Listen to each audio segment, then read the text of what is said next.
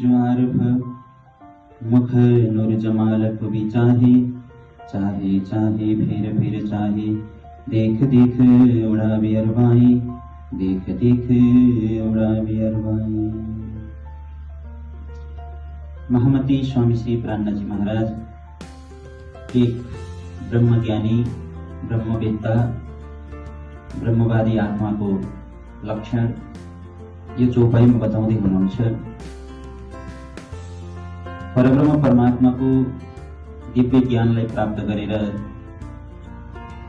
जुन आत्माले ब्रह्म साक्षात्कार गरेको छ, ब्रह्मलाई जानेको छ, ब्रह्मको नाम धाम स्वरूप लीलालाई पहिचान गरेको छ भने उसलाई संसारमा ब्रह्मज्ञानी भनेर भन्ने गरिन्छ।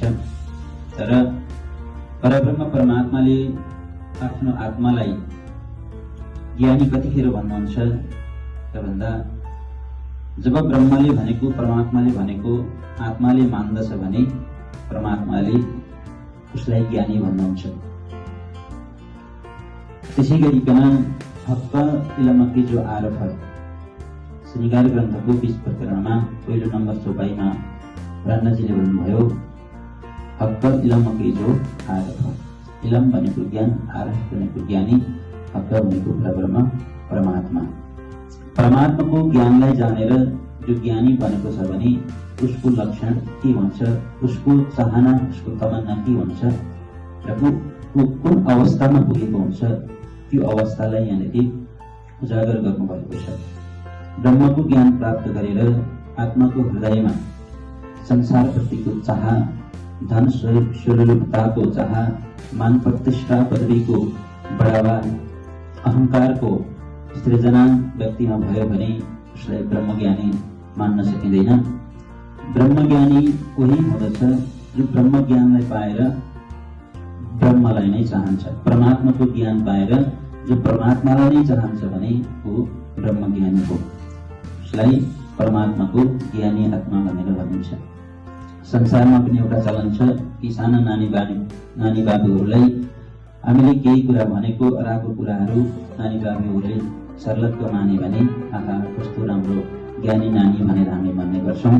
त्यसै गरी परब्रह्म परमात्माको दिव्य ज्ञानलाई प्राप्त गरेर जसले ब्रह्मले भनेको मान्दछ भने परमात्माको नजरमा ऊ ज्ञानी व्यक्ति हो।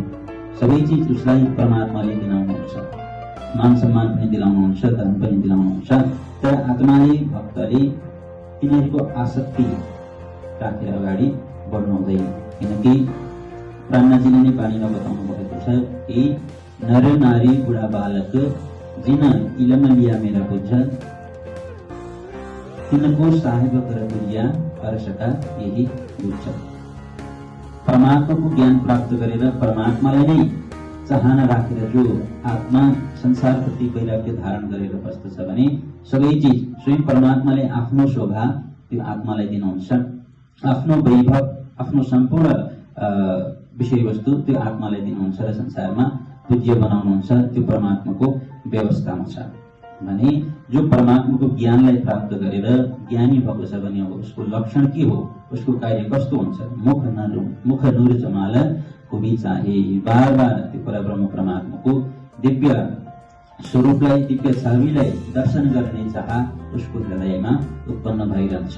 जब ब्रह्म साक्षात्कार गरेको छ, परमात्मालाई देखेको छ भने त्यसदेखि अलावा कुनै पनि विषयवस्तु देख्ने, दोस्रो विषयवस्तुमा जाने, दोस्रो विषयवस्तु चिन्तन गर्ने चाह त्यो आत्माको हृदयमा उत्पन्न भएको हुँदैन र उसको चाह त्यसैमा चाहे फेर चाहे बार बार त्यो चाहना बढ्दै जान्छ। बार बार परमात्माको दर्शन गर्ने इच्छा उसलाई भइरहन्छ।